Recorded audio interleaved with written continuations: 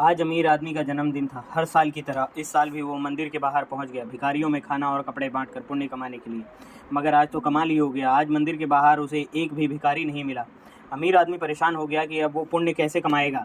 फिर उसने फूल वाले से पूछा कि सारे भिखारी कहाँ चले गए।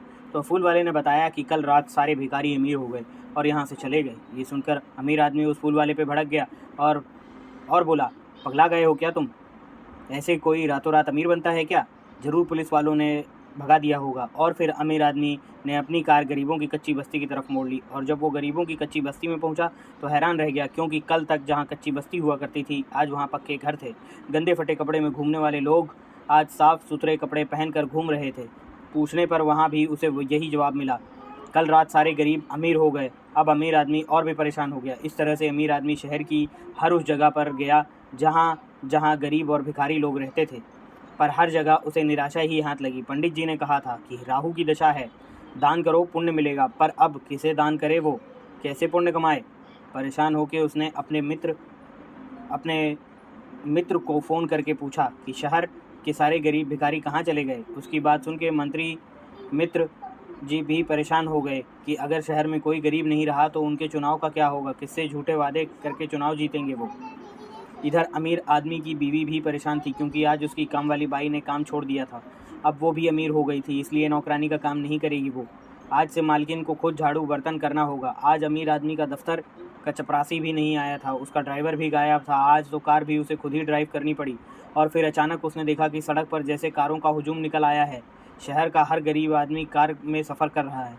उसका चपरासी, उसके घर की काम वाली बाई, होटल का वो वेटर जिसे वो 10 रुपये की टिप देकर एहसान जताने वाली नज़रों से देखा करता था, आज वो सब उसकी बराबरी करते हुए उसकी ही कार के साथ रेस लगाते दिख रहे थे।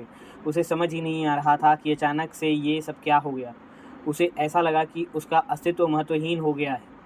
अमीर आदमी चिल्ला उठा, नहीं, ये नहीं हो सकता। कितनी मेहनत की थी उसने बड़ा आदमी बनने के लिए, और पर आज सारी मेहनत मिट्टी में मिल गई थी। शहर का वो तबका जो उसे झुककर सलाम किया करता था, अगर उसके बराबर में आके खड़ा हो गया तो फिर उसे बड़ा आदमी कौन मानेगा? जो काम वेटर, चपरासी, नौकर, ड्राइवर किया करते थे, वो सब काम अगर अमीर आदमी खुद करेगा तो फिर उनमें और उसमें क्या फ़र्क रह जाएगा? माना कि वो खुद भी गरीबों का उद्धार चाहता है, लेकिन ऐसे नहीं कि उसका अपना अस्तित्व ही महत्वहीन हो जाए। और फिर वो रोने लगा, चिल्लाने लगा, नहीं, ये नहीं हो सकता, नहीं, ये कभी नहीं हो सकता। हे प्रभु, ये तूने क्या कर दिया? सब खत्म हो गया, सब खत्म हो गया। और अचानक उसकी नींद खुल गई। उसने देखा कि उसकी पत्नी घबराई हुई सी उसके पास खड़ी उससे पूछ रही थी, क्या हुआ, क्यों चिल्ला रहे हो? कोई बुरा सपना देखा क्या? अमीर आदमी बोला, हाँ, बहुत बुरा सपना था। पत्नी बोली, घबराओ मत, सपने कभी सच थोड़े ही ना होते हैं।